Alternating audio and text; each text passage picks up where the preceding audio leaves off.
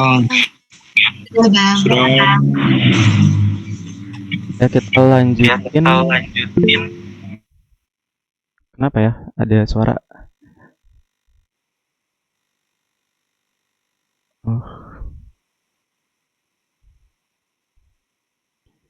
Kita lanjutin ke soal nomor 4 ya. Tadi kita udah masuk ke apa tadi ya? Ke tegangan-tegangan ya. Sekarang kita masuk ke osilasi. Di sini soalnya posisi benda yang berosilasi dinyatakan dengan xt. Ini kita ingat ya posisi ya ini. Ini posisi. Di persamaan posisinya xt sama dengan 0,3 cos. Cosnya satu kali nih. Cos 5t min pi per 4 meter. Tentukan A frekuensi osilasi, yang B kecepatan benda pada t sama dengan 0,2 detik. Di sini kita coba jawab dulu ya. Jawab. Nah, di sini kalau teman-teman ingat bentuk dari persamaan osilasi, bentuk persamaannya itu kayak gini. Xe sama dengan di sini tuh ada amplitudo dikali cos dalam kurungnya omega t min ini tuh ada sudut fasanya. Gini. Nah, dari sini kalau kita pengen mencari frekuensi, kita harus ingat ya bahwa kita kalau di gerak melingkar itu ada bentuk persamaan kayak gini. Jadi omega sama dengan 2pi f. Gini ya. Jadi di gerak melingkar itu ada persamaan kayak gini. Berarti kalau kita pengen cari f-nya, 2pi-nya bisa pindahin ke sebelah kiri tapi sebagai pembagi. Jadi f itu sama dengan omega dibagi 2pi. Itu. Jadi ini untuk yang A. Nah, di sini kalau kita lihat di sini itu ada t ya. Berarti ini tuh t. Nah, di sini ada 5 itu ke si W ini.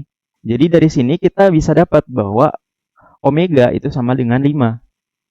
Itu kan dari bentuk persamaan ini. Jadi 5 ini itu merupakan si omeganya.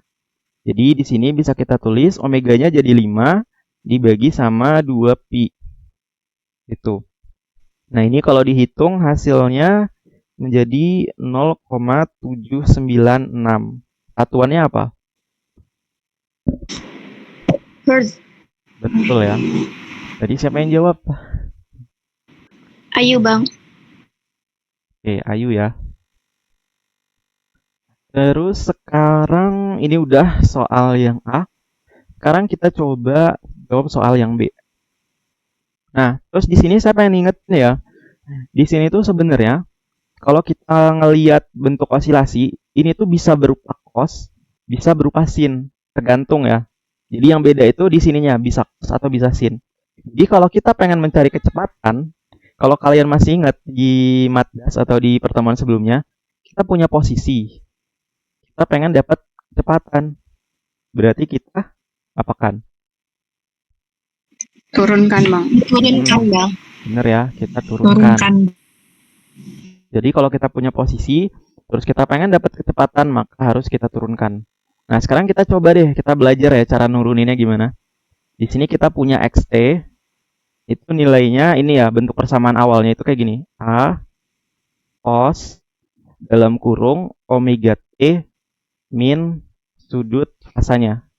Gini. Nah, ini tuh sebenarnya kalau kita pengen nurunin ini, kita bisa pakai aturan rantai. Kalau di matdas ya, aturan rantai. Itu.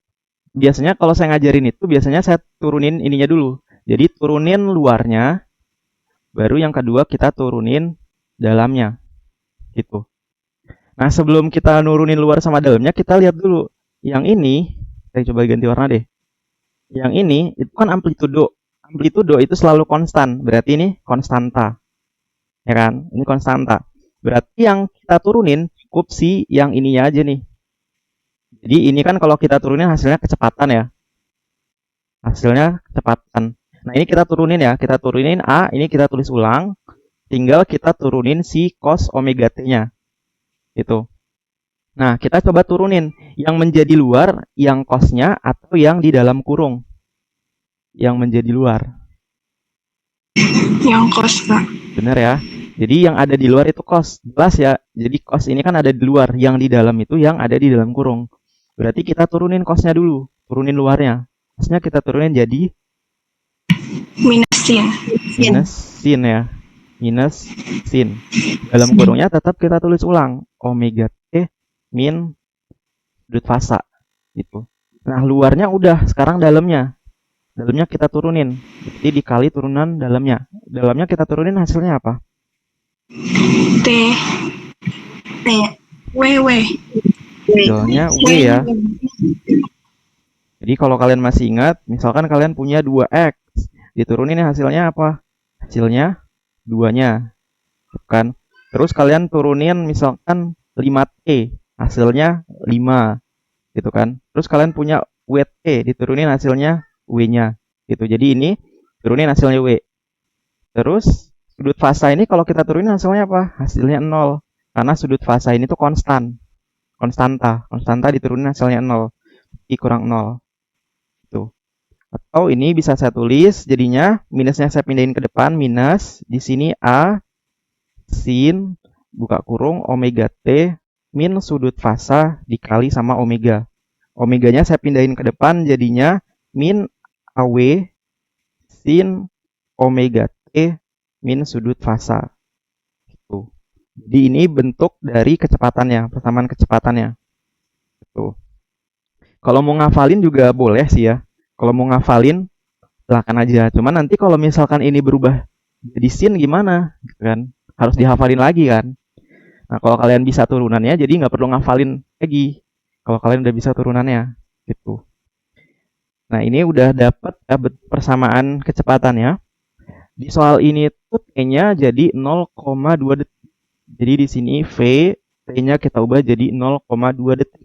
Berarti semua T yang ada di sini di sebelah kanan itu jadi 0,2 detik. Jadi sama dengan minus A-nya itu yang ini ya. A itu 0,3. 0,3 dikali W. W-nya itu dari sini kita dapat 5 ya. 5. Terus di sini sin buka kurung omeganya juga di sini 5 ya. 5. Oke, sudut fasanya juga tetap pi per 4. Nah, di sini T-nya ini nih yang harus kita ubah jadi 0,2. Jadi ini jadi 0,2. Gini. 0,2. Gitu. Nah, ini saya lanjutin di sini sama dengan 0,3 dikali 5 hasilnya menjadi minus 1,5 ya. Terus di sini sinnya ditulis ulang dalam kurung 5 dikali 0,2 hasilnya berapa? 1 ya. Satu bang. 1 dikurang pi per 4 gitu. Nah, ini sama dengan minus 1,5 sin. Di sini tuh 1 dikurang pi di sini tuh ini kita pakai 3,14 bagi 0,785. ya benar ya 0,785 gitu. Ini sama dengan minus 1,5 sin ini dikurang hasilnya berapa 0,21 ya 1,5. Iya kak. Jadi kalau dihitung hasilnya sama dengan minus 0,32 meter per sekon. Jadi besar kecepatannya saat waktunya 0,2 detik. Itu nilainya ini. Gitu. Sampai sini ada yang mau ditanyain dulu nggak?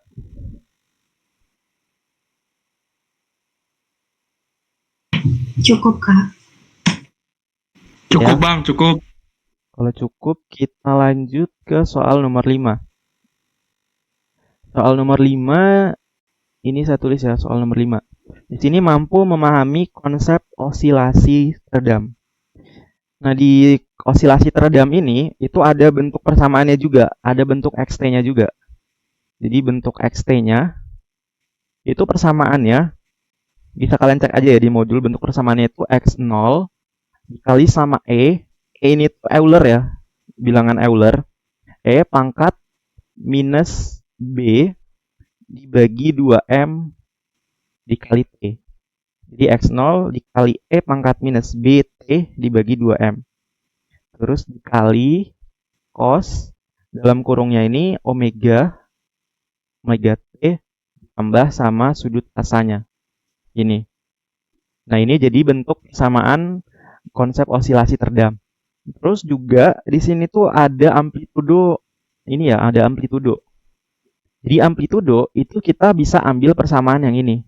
Jadi kalau kalian lihat di modulnya itu, amplitudo itu kita ngambil persamaan yang ini. Jadi amplitudo itu X0 dikali E pangkat minus B E dibagi 2M. Gini. Jadi itu catatan untuk di gerak ini ya, untuk osilasi teredam. Ini B ya. Gitu. Nah, sekarang kita coba masuk ke soalnya ya. Di sini sebuah sistem osilasi teredam dengan massa, berarti kita punya massa sama dengan 2 kg, dihubungkan dengan pegas yang memiliki konstanta pegas, berarti di sini K itu sama dengan 50 Newton per meter. Benda tersebut mengalami gaya redaman sebanding dengan kecepatannya, dengan koefisien redaman 10. Nah, 10 ini apa nih? 10 ini tuh B-nya ya. B itu koefisien redaman nih, B ini ya. Jadi nilainya 10 Newton second per meter. Gitu. Terus pada saat awal benda ditarik sejauh 10 cm. Nah, ditarik sejauhnya ini itu namanya X0-nya. Tuh. Di X0-nya itu sama dengan 10 cm dari posisi kesetimbangan dan dilepaskan tanpa kecepatan awal. Tentukan A frekuensi sudut redam benda, yang B samaan posisi benda sebagai fungsi waktu, yang C amplitudo benda pada waktu T sama dengan 3 detik. Nah, di sini kita jawab ya, kita jawab. Nah, yang A ini frekuensi sudut ya. Frekuensi sudut. Kalau di gerak melingkar atau di osilasi biasa, frekuensi sudut itu omega. Frekuensi sudut itu omega. Nah, khusus pada osilasi teredam, frekuensi sudutnya itu omega aksen. Nah, omega aksen ini juga ada persamaannya. Persamaannya itu sama dengan, belum ke sana, kalau untuk omega biasa ya, omega biasa itu pada kasus pegas, bentuk persamaannya itu akar K per M. Gini. Nah, kalau di osilasi teredam itu hampir sama. Jadi akar K dibagi M. Nah, terus di sini tuh dikurang. Dikurang B pangkat 2 dibagi 4M pangkat 2. Gitu. Nah, ini rumus jadinya. Kalau penurunannya panjang banget ya. Jadi kita pakai rumus jadinya aja nih. Nah, ini tinggal kita masukin. Hanya itu 50 dibagi sama M-nya. M-nya itu 2. Dikurang sama B-nya. B-nya itu 10 pangkat 2 dibagi 4 dikali M pangkat 2 ya. Nah, di sini itu M-nya 2 ya. Kali 2 pangkat 2. Ini. Jadi sama dengan ini tuh akar. Yang ini 50 dibagi 2 hasilnya 25. Dikurang. Yang ini tuh 100. 100 dibagi 4, 16 ya. 100 dibagi 16. Atau ini tuh sama dengan akar 25 dikurang 100 bagi 16 itu hasilnya berapa? 6,25 ya. 6,25. Gini. Nah, terus ini tuh sama dengan akar 18,75. Keluarin dari akar, hasilnya itu 4,33. Satuannya apa nih? Satuannya.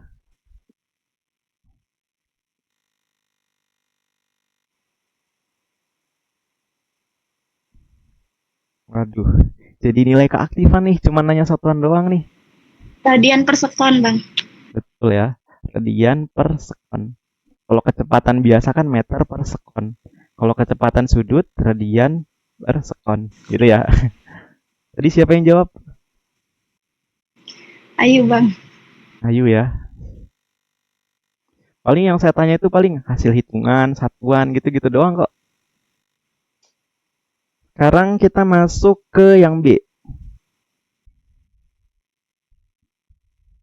Yang B, persamaan posisi benda sebagai fungsi waktu. Nah, di sini berarti kalau kita lihat ya, kita harus cari tahu dulu. Di sini ada X0 ya. Di sini kan bentuk persamaannya ini ya. Kita udah tahu X0-nya itu sama dengan ini 10 cm. Sebentar. Ini 10 cm berarti perlu kita ubah nggak ya ke meter? Perlu ya, berarti di sini sama dengan 0,1 meter. Kita udah tahu X0-nya. Terus kita harus cari tahu juga nilai ini ya, nilai minus BT per 2M. Jadi sama dengan minus B-nya itu 10, E-nya itu tetap ya, tetap. Oke, kita biarin aja. Karena ini kan bentuk persamaan ya, bukan hasil hitungan. Terus di sini 2 dikali masanya itu 2. Jadi sama dengan minus 10T per 4. Ini, atau 10 dibagi 4 itu hasilnya 2,5 ya. Minus 2,5 kon. Minus 2,5 aja lah. Kita tulis kayak gitu. Minus 2,5. Terus kita cari omeganya ini udah ya. Ini omega aksen, ini udah. Terus sudut fasanya ini karena nggak diketahui, kita coba lihat ya. Di sini itu soalnya bilang benda ditarik sejauh 10 cm dari posisi kesetimbangan dan dilepaskan tanpa kecepatan awal. Nah, ini itu berarti sudut fasanya sama dengan 0. Gitu. Jadi kalau dilepaskan tanpa kecepatan awal, sudut fasanya sama dengan 0. Bentar ya.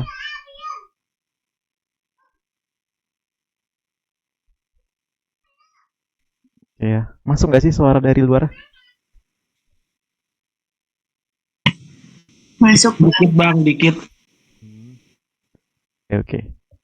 Ini udah ya, udah kita dapetin semua. Jadi ini tinggal kita masuk. Jadi ini tinggal kita masukin aja ke bentuk persamaannya. XT sama dengan X0-nya itu 0,1. Terus dikali Euler. Pangkatnya ini hasilnya ini ya, minus B per 2M hasilnya minus 2,5. Minus 2,5. Terus ini T ya, jangan lupa. Ini T-nya jangan lupa ditulis. Di sini T. Terus dikali cos dalam kurung omega aksen. Omega aksennya 4,33. Di sini 4,33. Terus ditambah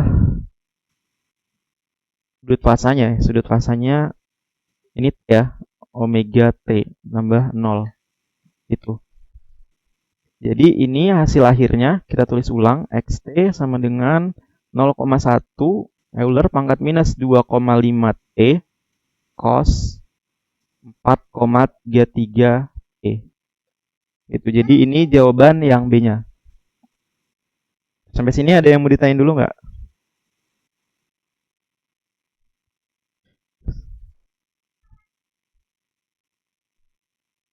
Kalau nggak ada, kita lanjut ya. Kita jawab yang C. Ini saya coba tambah slide dulu deh.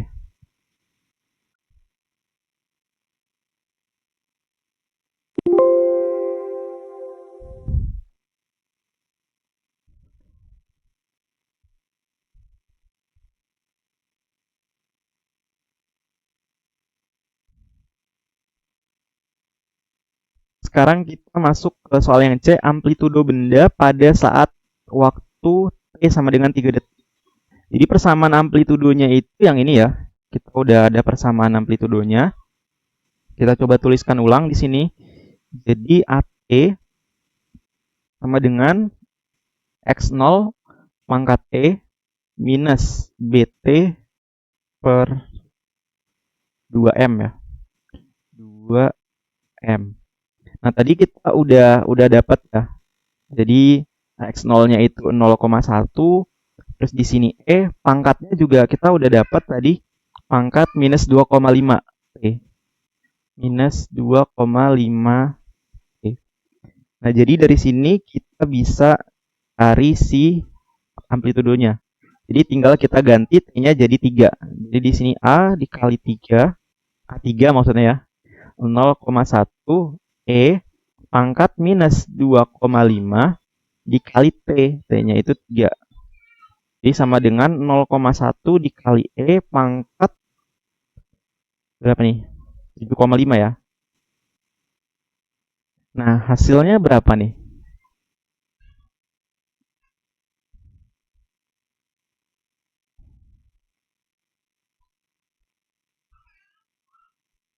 Ada yang tahu nggak?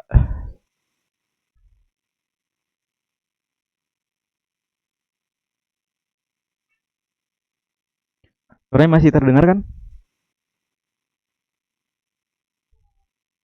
Masih bang, masih. Bang.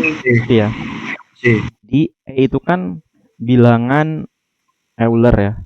Nah, nanti sebenarnya ini tuh dibahas di Matdas 2. Matdas 2 di semester depan.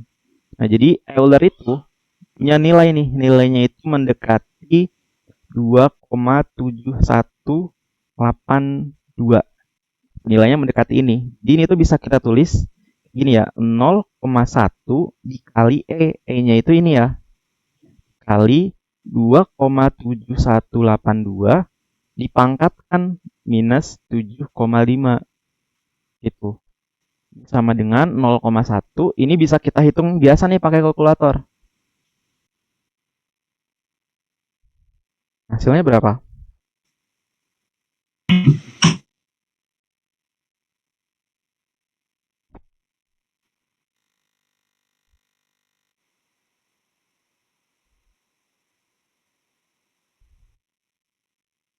Lima 5,532 kali 10 pangkat min 5. Ya, jadi hasilnya tadi berapa? 5 atau pakai kalkulator aja ya, langsung hasil kalkulator ya. Hasil kalkulator ini kalau dihitung ya pakai kalkulator, itu hasilnya itu 0,0000553 gitu. Terus dikali 0,1 hasilnya, tinggal nolnya kita tambahin 1 ya. Di 0,000, ini kan 3 ya nolnya, kita tambahin 1 lagi, 553. Jadi ini hasil dari si amplitudonya. Gitu. Sampai sini ada yang mau ditanya dulu nggak? Sebelumnya tadi siapa yang jawab? Yang jawab tadi.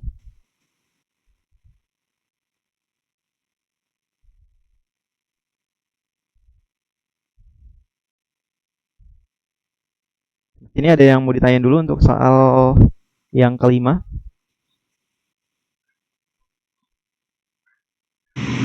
Cukup bang. Cukup ya?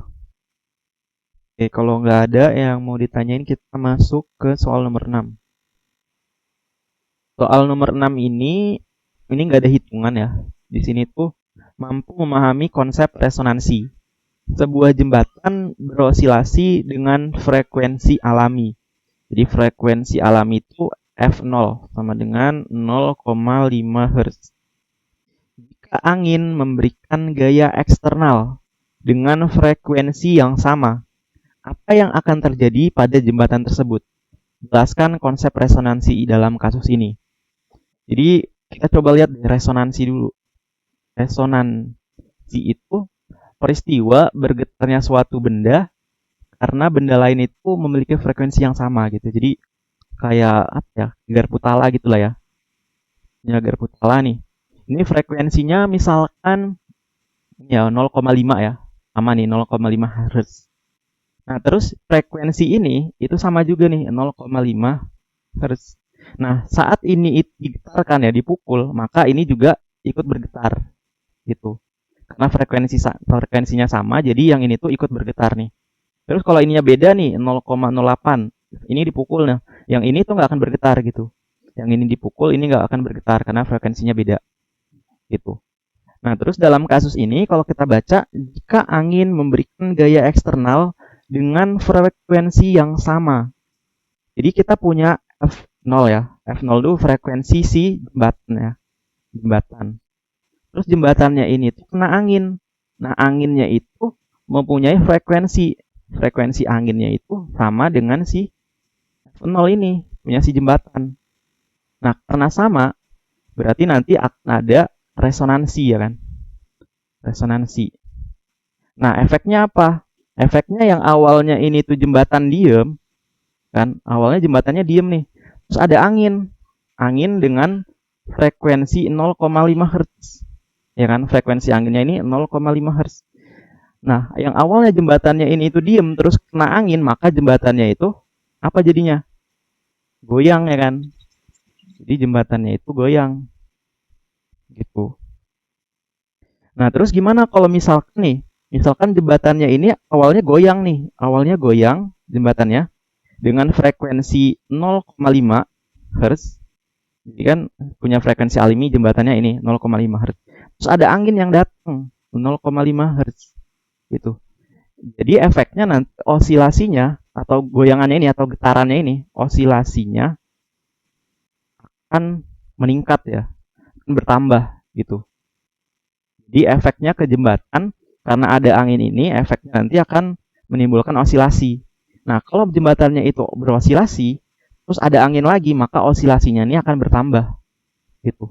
Bahkan kalau nggak terkendali osilasinya, osilasi tidak terkendali, maka jembatannya bakal rusak gitu. Jembatan rusak gitu. Di sini ada yang mau ditanyain dulu nggak?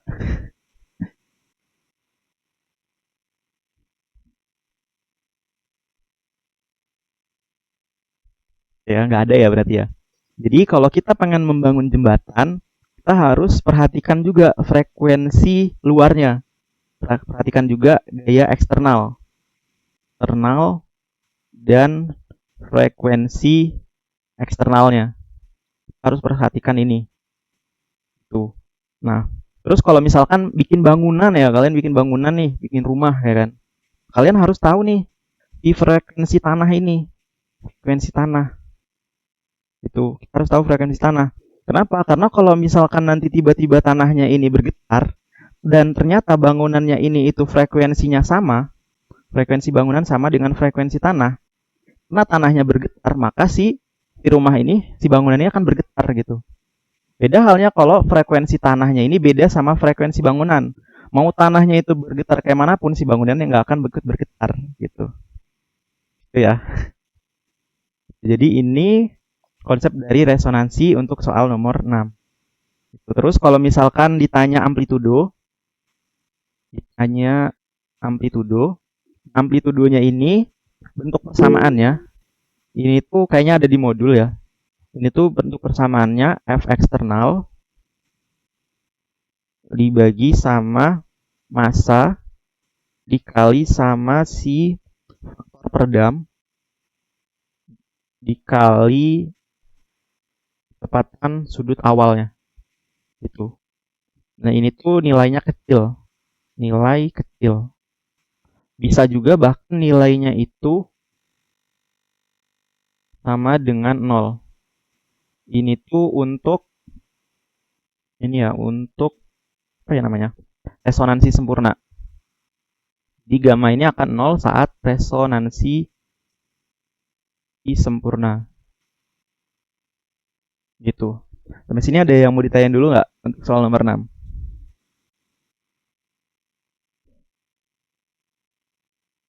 Kalau nggak ada, kita cukupkan aja ya. Karena soalnya udah habis.